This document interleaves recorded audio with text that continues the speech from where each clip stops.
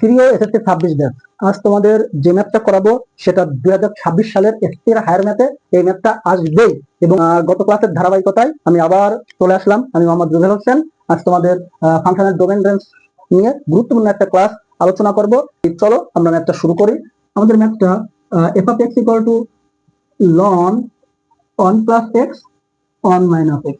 খেয়াল করো, এই ম্যাথটার ক্ষেত্রে এই অনেক জায়গায় তোমার 2 থাকতে পারে, এই অনেক জায়গায় তোমার 3 থাকতে পারে, অনেক জায়গায় 4 থাকতে পারে, যা খুশি তাই আমাদের এখানে থাকতে পারে। তো তোমরা যদি একটা অঙ্ক বোঝো তাহলে যত ম্যাথ আছে এই টাইপের সব ম্যাথ তোমরা ইনশাআল্লাহ পারবা। সো আমরা প্রথমে ডোমেন বের করি। তাহলে আমরা ডোমেন বের করে, আমি গত ক্লাসে তোমাদের কি বলছিলাম, ডোমেনটা কি? ডোমেনটা হচ্ছে x এর মান, অর্থাৎ ডোমেনটা হচ্ছে কি আমাদের ইনপুট। ডোমেনটা হচ্ছে আমাদের কি ইনপুট। তাহলে দেখো ইনপুট অর্থাৎ আমরা x এর কোন কোন মান এখানে বসাইতে পারবো এবং কোন কোন মানের জন্য এই ফাংশনটা আমাদের ডিফাইন হবে, অর্থাৎ সংজ্ঞায়িত হবে, কোন কোন মানের জন্য এটা সংজ্ঞায়িত হবে। ঠিক আছে, তাহলে খেয়াল করো, আমরা এক্স এর মানটা বসাবো, কিন্তু তোমাদের একটা জিনিস মনে রাখতে হবে, লন লন তোমরা ক্যালকুলেটর চাপো, দেখো লন তোমরা -2 দাও তো এটার কোনো মান আসবে কিনা। দেখবা লন -2 তোমরা ক্যালকুলেটর চাপবা, ঠাস করে দেখবা ম্যাথ এরর চলে আসবে। লন -3 বসাও তো কিনা, আসবে কিনা, দেখবা ক্যালকুলেটরে এটা ম্যাথ এরর আসবে। অর্থাৎ আমরা কি বলতেছি, অর্থাৎ লনের মানটা কখনোই নেগেটিভ হতে পারে না, অর্থাৎ লন কখনো নেগেটিভ হতে পারবে না। লন তাহলে কখনো নেগেটিভ হচ্ছে না। সেক্ষেত্রে আমাদের কি হচ্ছে, ডোমেনের জন্য কি হবে, আমাদের এই যে এই অংশটুকু আমাদের, যেহেতু আমাদের লন আমরা কখনো নেগেটিভ হয় না, এই অংশটুকু আমাদের সবসময় কি হবে, পজিটিভ হবে। এখন দেখো এই অংশটা সবসময় কিভাবে পজিটিভ হতে পারে, দেখো এই অংশটা কখন কখন পজিটিভ হতে পারে, যখন আমাদের উপরে প্লাস হবে এবং নিচে প্লাস হবে, তখনই আমাদের কি এই অংশটা পজিটিভ হবে। আবার যখন আমাদের কি হচ্ছে, উপরে অর্থাৎ লবে মাইনাস হবে এবং হরে মাইনাস হবে, তখনই আমাদের কি এটা পজিটিভ হয়ে যাবে। কেন? প্লাসে প্লাসে প্লাস, মাইনাসে মাইনাসে কি হয়ে যায় আমাদের প্লাস। সুতরাং আমি কি বুঝছো তোমরা, তাহলে আমাদের এই লনটা পজিটিভ হতে হলে আমাদের কি হবে, অর্থাৎ লব পজিটিভ হতে হবে, হরও একই সাথে পজিটিভ হতে হবে।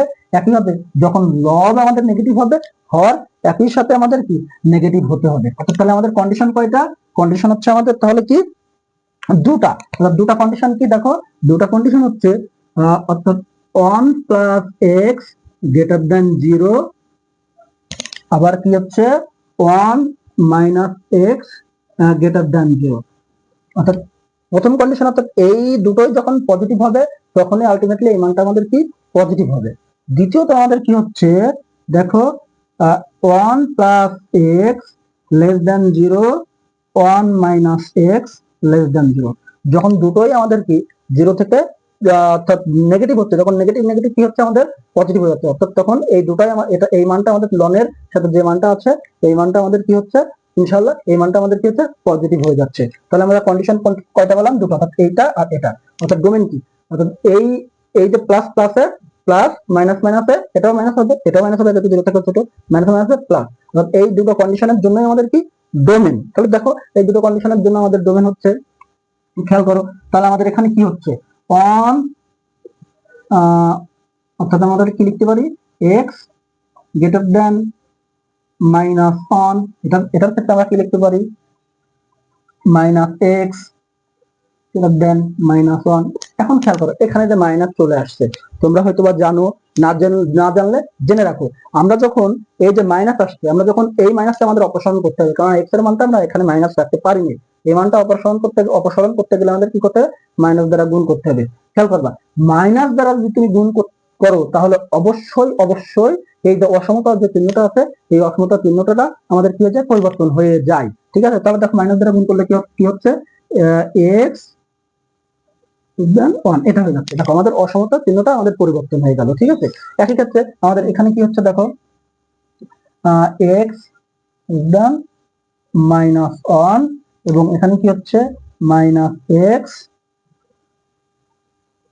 এখন দেখো এখানে মাইনাস চলে আসছে, যেহেতু এখানে মাইনাস চলে আসছে আমাদের এখানে মাইনাস রাখতে পারবো না, আর মাইনাস যখন রাখতে পারবো না আমরা মাইনাস দ্বারা গুণ করে দেবো, মাইনাস ওয়ান দ্বারা গুণ করে দেবো, আর মাইনাস ওয়ান দ্বারা যখন আমরা গুণ করে দেবো তখন আমাদের কি হয়ে যাবে, অসমতাটা পরিবর্তন হয়ে যাবে। তাহলে দেখো আমাদের কি হচ্ছে, অন। দেখো তাহলে আমরা ডোমেনের জন্য আমরা কি পাইছি, এক্স এর মানগুলো আমরা মোটামুটি আমরা পেয়ে গেছি। দেখো আমাদের প্রথম কন্ডিশনের জন্য আমরা ডোমেনের জন্য কোন মান পাইছি, দ্বিতীয় কন্ডিশনের জন্য আমরা ডোমেনের কি মান পাইছি। খেয়াল করো, প্রথম কন্ডিশনের জন্য ডোমেনের একটা মান পাইছি এক্স এর মান -1 এর থেকে বড়, আরেকটা মান পাইছি কি ডোমেনের এই প্রথম কন্ডিশনের জন্য এক্স এর মান প্লাস একের থেকে ছোট, প্লাস একের থেকে ছোট। আচ্ছা চলো আমরা এটা একটু ভালোভাবে বোঝার জন্য আমরা সংখ্যা রেখার মাধ্যমে আমরা এটা বোঝার চেষ্টা করি। খেয়াল করো, মনে করো এটা একটা সংখ্যা রেখা, এটা হচ্ছে 0, এটা হচ্ছে +1, এটা হচ্ছে +2, এটা -1, এটা হচ্ছে -2। তো দেখো এখানে আমাদের কি হচ্ছে, x এর মান কি হচ্ছে -1 এর থেকে বড়। তাহলে -1 এর থেকে বড় হলে আমাদের কি হচ্ছে, এই যে সেই -1, মানে -1 এর থেকে বড় মানে কি, দেখো তো এটা কি হচ্ছে -1 এর থেকে বড়, তার মানে এদিকে চলে যাচ্ছে, তাই না? আবার এখানে কি বলছে, x এর মান +1 এর থেকে আমাদের কি হচ্ছে, +1 এর থেকে x এর মান +1 এর থেকে ছোট। তাহলে x এর মান +1 এর থেকে ছোট মানে কি, এই যে, তাহলে এই মানটা কোন দিকে আসছে দেখো তো, এটা এদিকে চলে যাচ্ছে, +1 এর থেকে ছোট। তার মানে কি, আমরা এই জিনিসটাকে আমরা কি লিখতে পারি, দেখো তো এই জিনিসটাকে আমরা কি লিখতে পারি, এই জিনিসটাকে এটা লিখতে পারি না, -1 কমা ইনফিনিটি। কেন এটা হচ্ছে, দেখো যেহেতু আমাদের -1 এর থেকে বড়, 1 তো না, -1 এর থেকে বড়, যেহেতু -1 এর থেকে বড় আমরা কি দেবো, এই যে খোলা ব্যবধিটা দেবো, ঠিক আছে? যদি আমাদের -1 হতো তখন আমরা এখানে কি বদ্ধ ব্যবধি দিতাম। যেহেতু আমাদের -1 এর থেকে বড়, আমরা কি দিলাম খোলা ব্যবধি। দেখো -1 এর থেকে বড়, -1 এর থেকে বড়, কিন্তু এরকম কোনো সীমাবদ্ধতা তো দেওয়া নেই যে আচ্ছা -1 থেকে বড় কত পর্যন্ত, -1 থেকে বড় মানে কি, সেটা ইনফিনিটি পর্যন্ত চলে যেতে পারে। তাহলে আমরা এটা কি লিখতে পারি, -1 থেকে ইনফিনিটি। একইভাবে দেখো তো এটা আমরা কি লিখতে পারি, এটা আমরা কি লিখতে পারি, +1 এর থেকে ছোট, +1 এর থেকে ছোট মানে কি, +1 এর থেকে ছোট মানে কি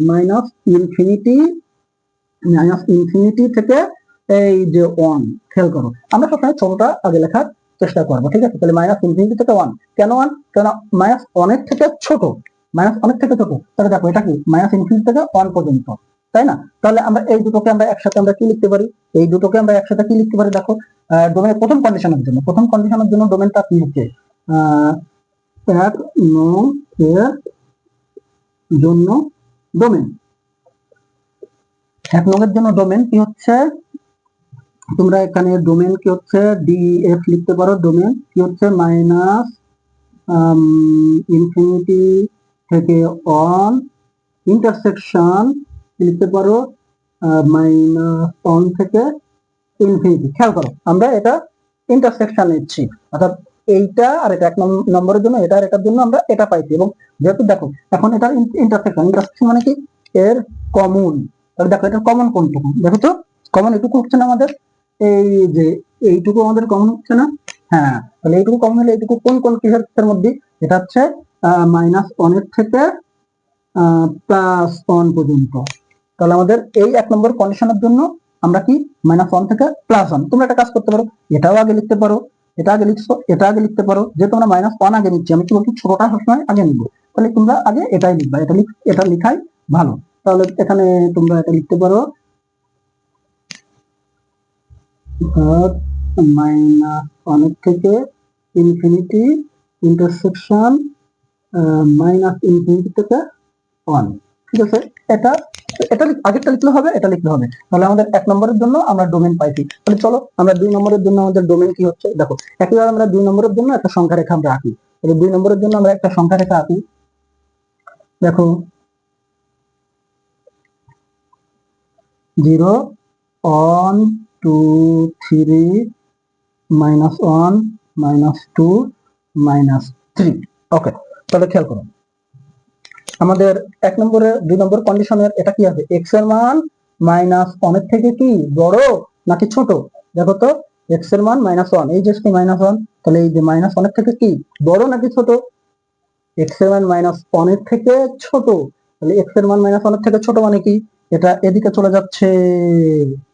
আর x এর মান +1 এর থেকে বড়, +1 এর থেকে বড় মানে কি, এটা এদিকে চলে যাচ্ছে। খেয়াল করো এটার মধ্যে কি কোনো কমন উপাদান আছে, এটার মধ্যে কিন্তু কোনো কমন উপাদান নাই। অর্থাৎ এটাকে তুমি কি লিখতে পারো, এটাকে তুমি এটা লিখতে পারো না, -ইনফিনিটি থেকে -1, আর এটাকে কি লিখতে পারো +1 থেকে ইনফিনিটি। তাহলে এই যে এখানে তাহলে তুমি 2 নম্বরের জন্য ডোমেন কি লিখতে পারো, 2 নং এর জন্য ডোমেন, তাহলে কি লিখতে পারো ডিএফ। তাহলে এখানে কি পাইছো, -ইনফিনিটি থেকে -1 ইন্টারসেকশন কি 1 থেকে ইনফিনিটি।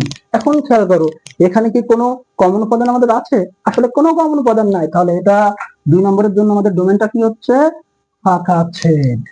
দেখো তাহলে আমাদের 1 নম্বর এবং 2 নম্বর কন্ডিশনের জন্য আমরা আলাদাভাবে আমরা ডোমেন বের করেছি। ঠিক আছে, ডোমেন বের করছি। এখন আমাদের তাহলে এটা সম্মিলিতভাবে আমরা ডোমেনটা আমরা বের করে ফেলি। তা সম্মিলিতভাবে আমাদের তাহলে ডোমেনটা কি হচ্ছে দেখো। ওকে, তাহলে 1 নম্বরের জন্য আমরা ডোমেন পাইছিলাম, তাহলে আমাদের ডোমেন টোটাল ডোমেনটা আমাদের কি হচ্ছে দেখো। 1 নম্বরের জন্য আমরা ডোমেনটা কি পাইছি? -1 থেকে +1 আর ইউনিয়ন, যেহেতু 1 এবং 2 মিলেই তো আমাদের ডোমেন হবে, ইউনিয়ন ফাঁকা ছেদ। তাহলে এই ইউনিয়ন করলে আমরা কি পাই? -1 থেকে +1।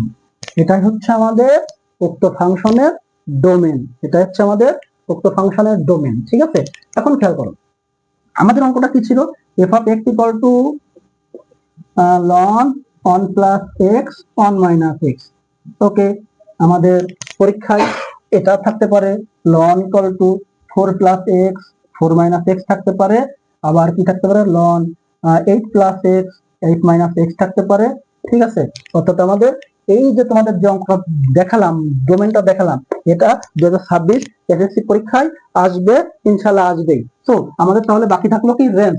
যেহেতু তোমাদের রেঞ্জ, পরবর্তী ক্লাসে এই যে একই এই ফাংশনের রেঞ্জটা আমি তোমাদের দেখাবো, একই সাথে এই যে রেঞ্জটা দেখাবো, এবং একই সাথে মাঝে মাঝে তোমাদের এই রেঞ্জের সাথে তোমাদের ইনভার্স ফাংশনটা আসতে পারে। আমি তোমাদের রেঞ্জ এবং ইনভার্স ফাংশনটা পরবর্তী ক্লাসে, আমাদের রেঞ্জ এবং ইনভার্স ফাংশনটা পরবর্তী ক্লাসে আমি তোমাদের দেখাবো। এবং রেঞ্জ ইনভার্স ফাংশন কিন্তু মাঝে মাঝে আসে, এবং অনেকেই ইনভার্স ফাংশনটা তোমরা বের করতে পারো না। আমি খুব সহজ উপায়েই তোমাদের ইনভার্স ফাংশন এবং রেঞ্জটা বের করে আমি দেখাবো। সো আজকের ক্লাস এ পর্যন্তই সমাপ্ত। ইনশাআল্লাহ পরবর্তী ক্লাস তোমাদের পরবর্তী ক্লাসের জন্য তোমরা অপেক্ষা করো, এবং পরবর্তী ক্লাসে রেঞ্জ এবং ইনভার্স ফাংশন নিব। সো আসসালামু আলাইকুম, বাই বাই।